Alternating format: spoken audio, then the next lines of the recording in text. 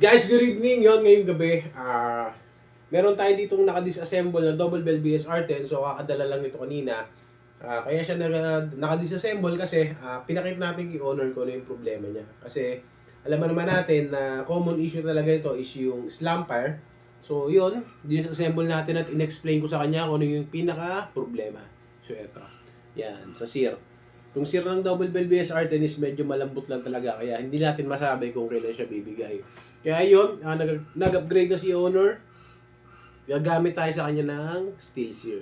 So, bago natin install to, kailangan pa natin ng konting modification sa parts na to para magamit natin siya. So yun, simulan na natin para masimulan na rin natin yung iba pang repair natin na unit.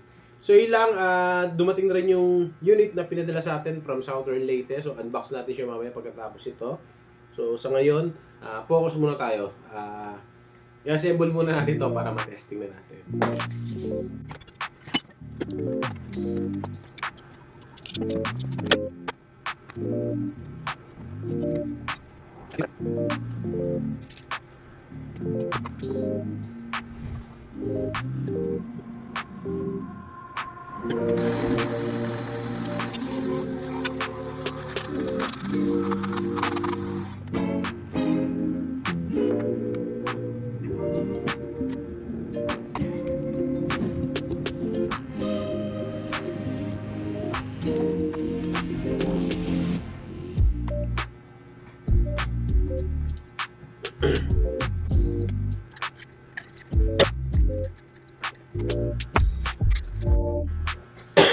Testing.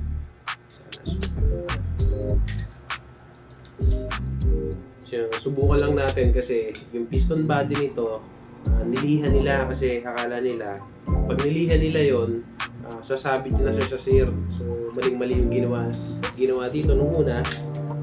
Subukan natin kung sasabit pa siya ngayon. Dahil kung hindi, magpapalit talaga tayo ng piston body. Natin kung sasabit.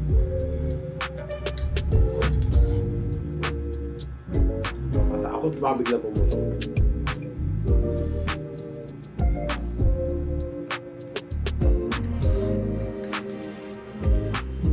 Kahit kung saan talaga pumuputok, gastos natin sa ulitin ko ulit sabit naman siya.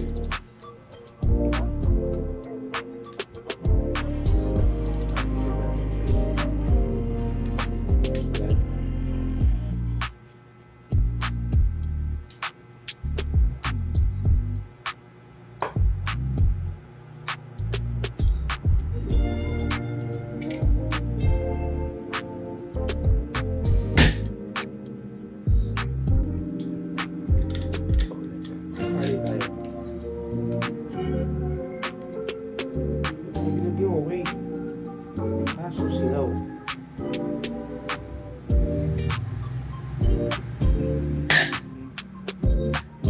Sumising ulit. Try natin. Makasali tayo.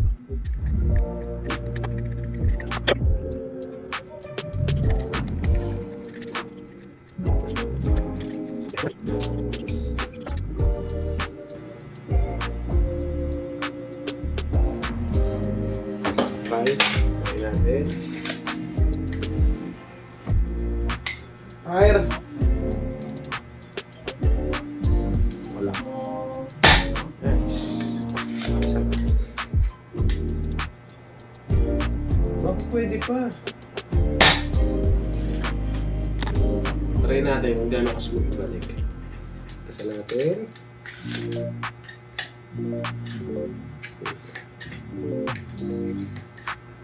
Sir, yun medyo okay pa yung piston body mo. Medyo sinuwerte ka pa ng konti. Pero para sa akin, advice ko, palit ka na. Kasi hindi rin natin masabi kung kailan tayo. Pero at least okay na siya pumuputok. Hindi na masama.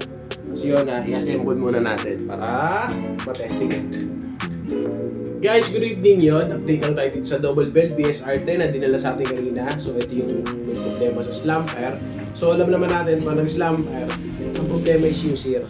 So yun, nagpalit na tayo ng sear, pero meron tayong isang nakitang problema sa kanya at sinabi rin naman ni owner talaga yung pinaka piston body kasi niliha nung dating gumawa kasi meron daw siyang pinag-iwanan nito na tinry i-repair at ang pagkakamali nga lang nila is niliha nila yung pinaka piston. So medyo lumiit at nawala sa eksaktong 45 degree yung angle nung piston body. Pero yun, tingin ko medyo sinuwerte pa si owner kasi sumasabit pa naman ang ayos yung sear sa piston. Hindi pa siya totally dumubukas. Pero kung para sa akin lang, siguro sir, pag-ipunan mo na yung piston body kasi duda ko, baka hindi siya tumagal. Kasi medyo maliit na yung ano niya eh. Medyo malaki yung nabawas sa kanya. Then nabilog na rin yung pinaka-angle niya. Wala na siya sa exactong 45 degree. Pero kanina nung tinesper ko, sumasabit naman. So ngayon, tester ulit na. Yun, sumabit na. Smooth na rin.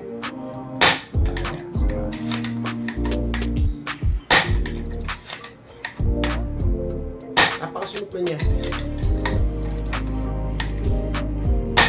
So yun na, paalala sa mga naka-double wheel BSR10. Lagi nyo papakiramdaman tong part na to, yung tornilyo na yan. Lagi nyo sisiguraduhin na mahigpit yan. Kasi pag yan nawala, medyo masakit talaga sa ulo. Meron yung maliit na bulita sa loob na tumatalsik na may kasamang spring. Pag yun ang nawala, ewan ko na lang. Gastos talaga yan. So yun lang, sir, sa owner nito, medyo sinuwerte tayo at okay pa yung piston body. So, tingin ko, pwede na ito bukas. Pick upin mo na lang bukas. Then, ilaro mo na sa Sunday. So, yun lang. Upgrade.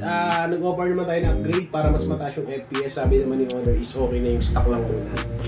I-enjoy niya muna. Siguro, pag masira ulit, tsaka niya na pag-iisipan ng upgrade. So, ilan po ulit sa mga gusto magpa-repair, magpa-upgrade. Sorry, muna tayo. So, ulit, sa mga gusto magpa-repair, magpa-upgrade ng mga airsoft unit, lalong-lalo na yung mga ganitong bolt action sniper rifle ng Double Bell BSR10. So gumagawa tayo nito. Meron tayong available na spring pang upgrade, inner barrel, tsaka piston kit. So yun lang, AEG, gumagawa rin tayo niyan, mga naka-ETU, hybrid ETU, yung mga normal switch, then ano ba? Gas blowback rifle, gas blowback pistol. Basta kahit anong model yan, basta airsoft. Tingnan natin kung magagawa natin ang paraan yung mga problema. So yun lang po ulit. Maraming sir, FPS check tayo sa Double Bell BSR10. So, firing using .20. 513 FPS. So medyo lapitan natin. Makita natin. Ayan.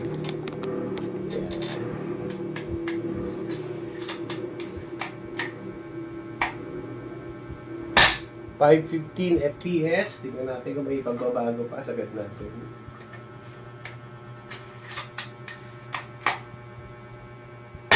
.522 FPS. Isa pa. Ulit.